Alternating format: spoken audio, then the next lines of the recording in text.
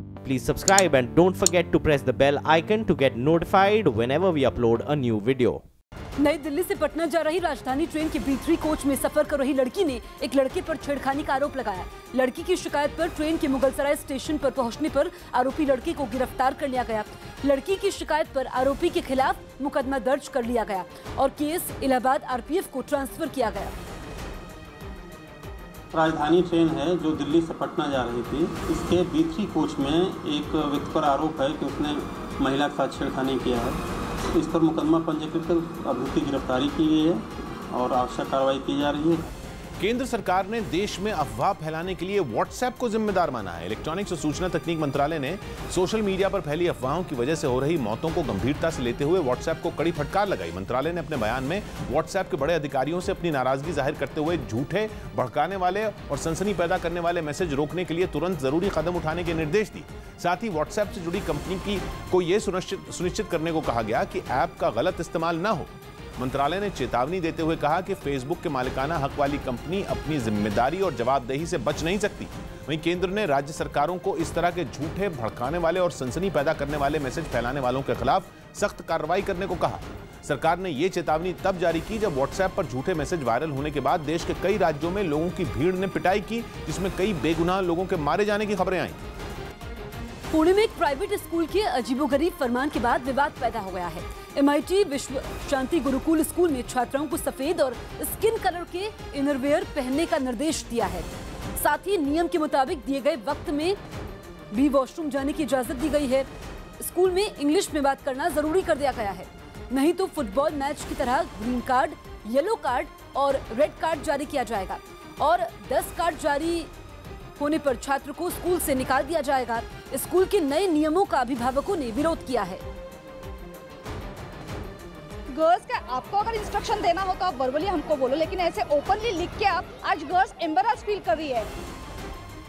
अगर उनको कुछ हमारे डायरी के रूल्स एंड रेगुलेशन से दिक्कत आ रही है तो they can come to us, हम उनसे बातचीत करेंगे और वो सुलझाने की कोशिश करेंगे। इस तरह के बेहूदे सर्कुलर ही जो है महिलाओं के, बच्चियों के प्रति क्राइम बढ़ाते हैं। सुप्रीम कोर्ट परिसर में दिल्ली की आम आदमी पार्टी सरकार के वकीलों ने उंगलियों से जीत का निशान बनाया। सुप्रीम कोर्ट की संवैधानिक बेंच ने हाई कोर्ट के फैसले के उलट दिल्ली की चुनी हुई सरकार को ही शासन का अधिकार देते हुए उपराज्यपाल की शक्तियों को सीमित कर दिया, जिसके बाद केजरीवाल सरकार की ओर से पैरवी कर रहे वकीलों ने फैसले का स्वागत करते हुए अपनी जीत पर खुशी का इजहार किया। सुप्रीम कोर्ट में 5 जजों की संवैधानिक बेंच ने अपने फैसले में कहा कि उपराज्यपाल के पास खुद फैसला लेने का अधिकार नहीं है और वो मंत्रियों की राय पर काम करने के लिए बाध्य हैं। कोर्ट ने साफ कर दिया कि उपराज्यपाल अवरोधक की तरह काम नहीं कर सकते। कोर्ट ने माना कि दिल्ली में निरंकुशता की जगह नहीं है, लेकिन लगे हाथ ताकीद की कि अराजकता के लिए भी जगह नहीं है। 3 मामलों को छोड़ करके, लैंड, पुलिस, पब्लिक ऑर्डर, बाकी सभी मामलों पर निर्वाचित सरकार की राय से LG बंधे हुए हैं। सुप्रीम कोर्ट ने माना कि दिल्ली में उपराज्यपाल प्रशासनिक प्रमुख हैं, लेकिन कोर्ट ने यह भी साफ कर दिया कि सरकार को अपने हर फैसले पर LG की सहमति की जरूरत नहीं है। हालांकि कुछ महीने पहले दिल्ली हाईकोर्ट ने अपने फैसले में उपराज्यपाल को दिल्ली प्रशासन का बॉस बताया था, लेकिन सुप्रीम कोर्ट ने अपने फैसले में उपराज्यपाल के मुकाबले दिल्ली सरकार को बड़ा कर दिया। हालांकि कोर्ट ने अपने फैसले में कहा कि दिल्ली सरकार के किसी फैसले से असहमत होने पर उपराज्यपाल उसे राष्ट्रपति की राय के लिए भेज सकते हैं, लेकिन उपराज्यपाल और दिल्ली की चुनी हुई सरकार के बीच टकराव नहीं हो सकता। दिल्ली सरकार और उपराज्यपाल के बीच अधिकारों को साफ करते हुए कोर्ट ने यह भी साफ कर दिया कि दिल्ली को पूर्ण राज्य का दर्जा देना मुमकिन नहीं है। कोर्ट ने रीइटरेट कर दिया है कि दिल्ली नेशनल कैपिटल है। जी साहब उन फैसलों को कार्यान्वित करेंगे, रीजंस के साथ उस फैसले को राष्ट्रपति जी के फैसले के लिए भेज देंगे।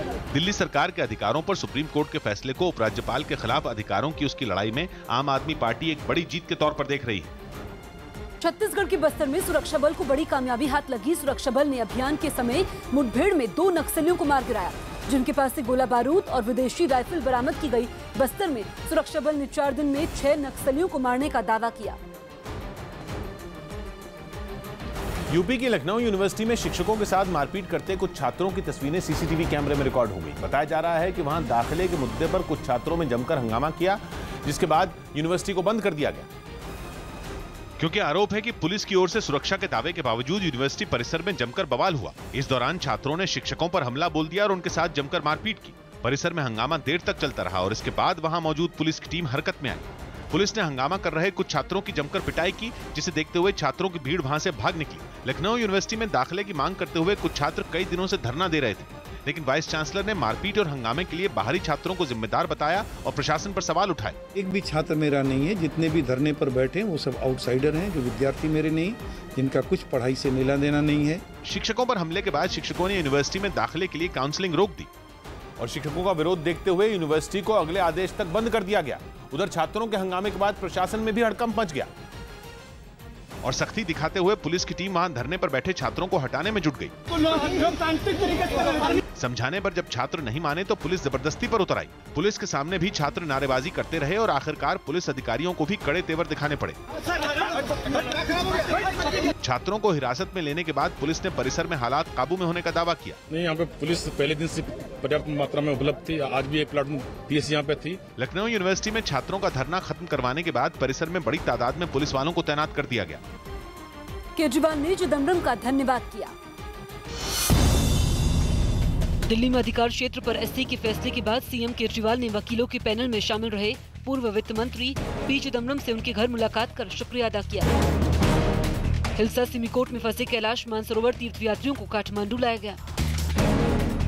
यूपी में सांसद और विधायकों के खिलाफ लंबित आपराधिक मामलों को जल्द निपटाने के लिए इलाहाबाद हाईकोर्ट में स्पेशल कोर्ट का गठन किया गया।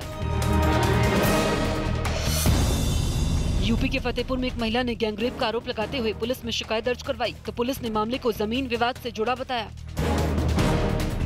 राजस्थान के श्री गंगानगर में चोर मंदिर की दानपेटी से नकदी लेकर फरार हो गए। यूपी के मुजफ्फरनगर में गैंगरेप पीड़ित नाबालिग लड़की डीएम दफ्तर पर धरने पर बैठ गई। बिहार में पूर्वी चंपारण के एक इलाके में कुछ लोग घुटनों तक पानी में डूबकर सड़क पर चलते दिखे। बताया जा रहा है कि नेपाल में हो रही भारी बारिश की वजह से सीमा के आसपास मौजूद बिहार के कई इलाकों में बाढ़ जैसे हालात बन गए, जिसकी वजह से सड़कों पर कई फीट पानी भर गया। बताया जा रहा है कि बारिश की वजह से सरिस्वा, बागमती और लाल बकेया नदी में बाढ़ आ गई, जिससे कई रिहायशी इलाकों में पानी भर गया, जबकि मोतिहारी के कई गांवों में भी बाढ़ का पानी इतना भर गया कि वो टापू में तब्दील हो गए। हालात इतने बिगड़ गए कि लोगों को एक जगह से दूसरी जगह जाने के लिए नाव की मदद लेनी पड़ी। बाढ़ से प्रभावित लोगों ने प्रशासन पर मदद नहीं पहुंचाने का आरोप भी लगाया। कोई प्रशासन ने भी एक्शन नहीं लिया है। विधायक को कहा गया, मंत्री को कहा गया, कुछ नहीं एक्शन है। वहीं अररिया जिले के हालात और भी खराब दिखाई दिए, जहां रिहायशी इलाकों में पानी भरने से लोगों के मकान पानी से घिर गए। जिवली, पदुमकेर, भंडार और खरहिनिया, ये सब नारायणपुर, सब जगह पानी चला गया है यहाँ तक अभी तक। इतना ही नहीं, सड़कों और खेतों में भी पानी भर गया। लगातार हुई बारिश से अररिया और आसपास के जिलों से गुजरने वाली करीब आधा दर्जन नदियों का जलस्तर बढ़ गया, जिसकी वजह से वहां के कई गांवों में बाढ़ जैसे हालात बन गए। उत्तराखंड की ब्यास घाटी में भारी बारिश की वजह से पहाड़ का एक हिस्सा भर-भराकर नीचे गिर गया, जिससे करीब 100 से ज्यादा लोग वहां फंस गए। बचाव दल के लोगों ने बताया कि कैलाश मानसरोवर के लिए जो रास्ता ब्यास घाटी से होकर गुजरता है, वहां पहाड़ खिसकने और बादल फटने की वजह से हालात बेहद खराब हो गए, जबकि काली नदी का जलस्तर भी खतरे के निशान से ऊपर पहुंच गया। हालात इस कदर बिगड़ गए कि पानी का तेज बहाव पहाड़ के कई बड़े हिस्सों को अपने साथ बहा ले गया। ब्यास घाटी में बादल फटने की वजह से करीब 100 लोग बीच में ही फंस गए, जिसके बाद उन्हें निकालने के लिए रेस्क्यू ऑपरेशन चलाया गया। एक के बाद एक कई लोगों को रस्सी और दूसरी चीजों की मदद से ऊपर खींचा गया। लोगों को बचाने की कोशिश जारी ही थी कि पास में पानी का सैलाब पहाड़ के एक बड़े हिस्से को चीरते हुए उसे बहाकर अपने साथ ले गया। ये मंजर देख वहां मौजूद सभी लोग सहम गए और अपनी जान बचाने के लिए गुहार लगाने लगे। लेकिन पल पल बिगड़ते हालात और पहाड़ों के खिसकने की वजह से रेस्क्यू ऑपरेशन को कुछ देर के लिए रोक दिया गया। इसके बाद एसडीआरएफ का साथ देने के लिए एनडीआरएफ और आईटीबीपी का दस्ता भी वहां पर पहुंचा, जिसके बाद रेस्क्यू ऑपरेशन को अंजाम देने के लिए कार्रवाई तेज कर दी गई। बचाव दल के लोगों ने नीचे फंसे लोगों को रस्सी की मदद से ऊपर खींचा। इस तरह करीब 50 लोगों को रेस्क्यू करने की जानकारी दी गई। हालांकि वहां से कुछ ही दूरी पर फंसे दूसरे लोगों को बचाने के लिए रेस्क्यू टीम को कड़ी मशक्कत करनी पड़ी। बताया गया कि पहाड़ खिसकने और बादल फटने की वजह से लगभग 26 सड़कें पानी के साथ बह गयी। वहीं हालात का जायजा लेने के लिए राज्य की बीजेपी सरकार में वित्त मंत्री प्रकाश पंत ने इलाके का हवाई दौरा किया और कुदरत की मार झेल रहे लोगों की हर मुमकिन मदद करने का भरोसा दिया। पंजाब के पठानकोट में भरौली स्टेशन को एक धमकी भरा पत्र मिला है। पत्र में 7 स्टेशन और 3 धार्मिक स्थलों को बम से उड़ाने की धमकी दी गई है। चिट्ठी में हिंदी में लिखा है कि हम अमरनाथ यात्रा नहीं होने देंगे। चिट्ठी को गंभीरता से लेते हुए सुरक्षा एजेंसियां अलर्ट हो गई हैं। जिन स्टेशनों को उड़ाने की धमकी मिली है उसकी सुरक्षा बढ़ा दी गई है। खेले जा रहे फुटबॉल वर्ल्ड कप का दूसरा दौर खत्म हो चुका है और अब शुक्रवार से क्वार्टर फाइनल मुकाबले खेले जाएंगे। फीफा वर्ल्ड कप के पहले 2 दौर के मुकाबलों में काफी उठापटक देखी गई, जिसका नतीजा ये रहा कि पिछली बार की चैंपियन जर्मनी और उपविजेता अर्जेंटीना हारकर टूर्नामेंट से बाहर हो गई। वहीं खिताब की मजबूत दावेदार मानी जा रही स्पेन और पुर्तगाल की टीम भी हारकर लौट चुकी हैं। टूर्नामेंट में शामिल 32 में अब 8 टीमें बची हैं और इन्हीं में एक नया विश्व चैंपियन बनेगा। फीफा 2018 का पहला क्वार्टर फाइनल शुक्रवार को उरुग्वे और फ्रांस के बीच खेला जाएगा। शुक्रवार को ही दूसरे क्वार्टर फाइनल में ब्राजील की भिड़ंत बेल्जियम से होगी, जबकि शनिवार को खेले जाने वाले तीसरे क्वार्टर फाइनल में स्वीडन और इंग्लैंड के बीच मुकाबला होगा और शनिवार को ही आखिरी क्वार्टर फाइनल में मेजबान रूस का सामना क्रोएशिया से होगा।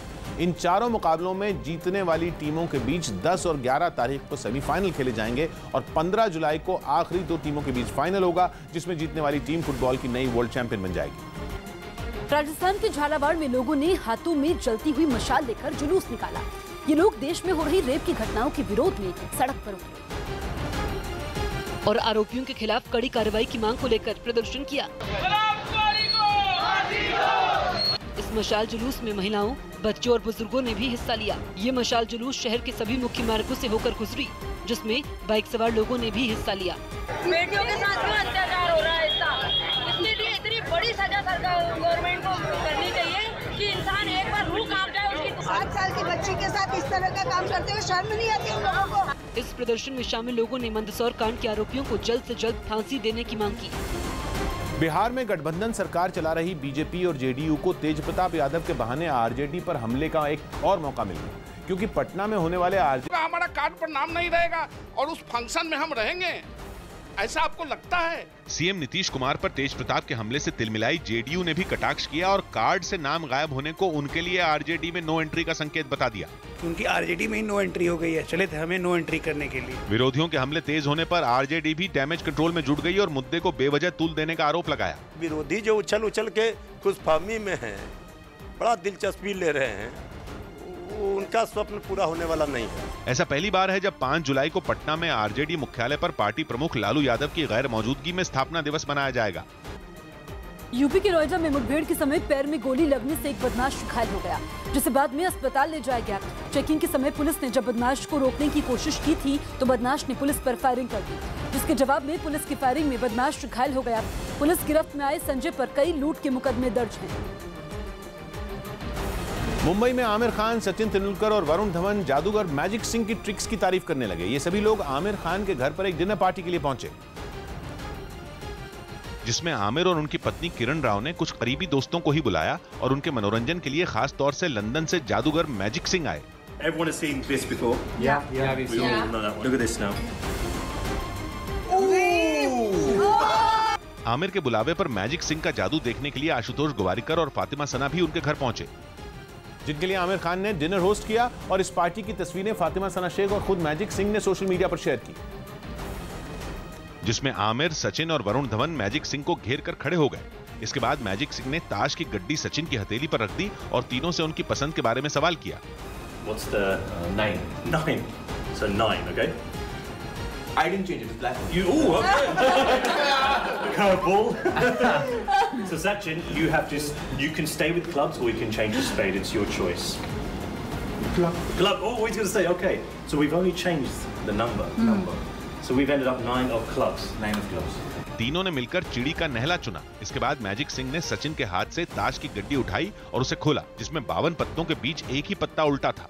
इस पत्ते को आमिर ने निकालकर पलटा तो वो चिड़ी का नहला ही निकला। आमिर की इस पार्टी में मौज मस्ती का अनोखा अंदाज उनके दोस्तों को काफी पसंद आया। मुंबई से ब्रेकिंग न्यूज दे रहे हैं विवेक गुप्ता। मुंबई के अलीबाग इलाके में 5 लोगों ने जहर खाकर खुदकुशी की कोशिश की है। बताया जा रहा है कि इन लोगों ने आर्थिक तंगी की वजह से यह कदम उठाया। सभी की हालत खतरे से बाहर बताई जा रही है। आशीष सिंह हमारे सहयोगी फोन लाइन पर मौजूद हैं। आशीष, क्या इन लोगों के पास से कोई सुसाइड नोट मिला है और जो 5 लोग अस्पताल में भर्ती हैं उनकी तबीयत कैसी है? जी, ये रायगढ़ का परिवार है जो है आर्थिक तंगी से लगातार जूझ रहा था। जो घर के सबसे बड़े सदस्य हैं रामचंद्र, उनकी उम्र ही 60 साल हो चुकी है और खेती में जो है मुनाफा नहीं हो रहा था, बल्कि कर्ज के बोझ तले दबे हुए थे। और जो कहा जाए कि घर परिवार जो है वो तंगी से गुजर रहा था, माली हालत ठीक नहीं थी, जिसके चलते परिवार ने जो है देर रात आत्महत्या करने की कोशिश करने के चलते जो है जहर पी लिया था। साथ ही साथ 2 मासूम बच्चे जो थे उन्हें भी जहर पिलाया गया था। फिलहाल जो है 5 लोगों को बचा लिया गया है। गांव वालों ने तुरंत जो है एहतियातन जब तड़के सुबह उनको जानकारी मिली, उन्हें अस्पताल में भर्ती कराया अलीबाग के, जहां पर एक मासूम बच्चे स्वराज पाटिल जो है उसकी हालत गंभीर बनी हुई है और साथ ही साथ एक 1.5 साल की मासूम बच्ची स्वराली, उसकी भी हालत गंभीर बनी हुई है। फिलहाल 3 लोगों को जो है मुंबई के सायन अस्पताल में भर्ती कराया गया है और इनका इलाज चालू है और सभी लोगों को फिलहाल जो है वो सभी लोग फिलहाल खतरे से बाहर बताए जा रहे हैं। आशीष, आपका इस तमाम जानकारी के लिए बहुत बहुत शुक्रिया।